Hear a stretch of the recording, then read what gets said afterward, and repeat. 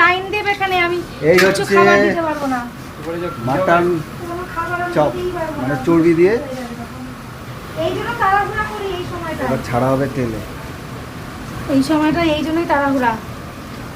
আজকে মানে ওই মানে অর্ডারের জন্য নাকি অর্ডারের জন্য লেট হয়ে গেল, অর্ডার পড়লে পরে একটু লেট হয়ে যায়, না হলে এই টাইমে সব মাল রেডি।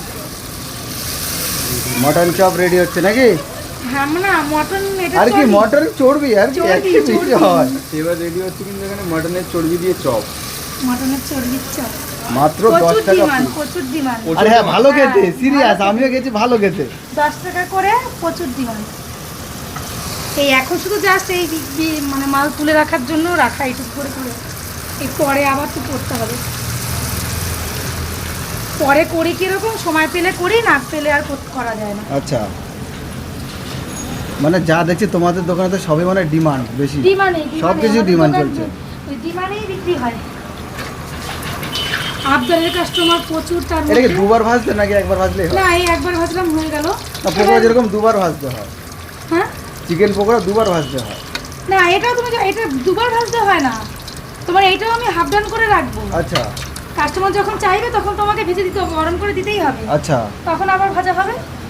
এখন শুধু জাস্ট একটু ধরিয়ে রাখার জন্য, কেন কাস্টমার এই যে এই ভাজার টাইমটুকু এই সময়টুকু দেয় না। আচ্ছা আচ্ছা বুঝলাম। এবারে হাফ ডান করে রাখলাম, কাস্টমার যখন চাইবে তখন আবার একটু ভেজে দিয়ে দেবো। তো আমরা নিয়ে নিচ্ছি মাটন ঘুগনি।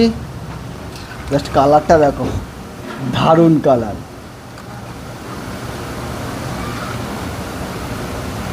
প্রাইস কত করে দিচ্ছে তোমরা? 15 টাকা 20 টাকা 15 টাকা 20 টাকা মাটির ভাড়ে। মাটির ভাড়ে। এই যে কালারটা এসছে, এটা মশলার কালার তো নাকি অন্য না কিছু? এটা চর্বির কালার, পুরো মানে তেলটা, হ্যাঁ তেলটা এই চর্বি দিই, আচ্ছা যেগুলো গলে যায় সেই কালারটা। এক্সট্রা তেল মশলা দিয়ে অল্প রান্না হয় না, কারণ এই খাবারটাই আমার ঘরেও খাওয়া হয়।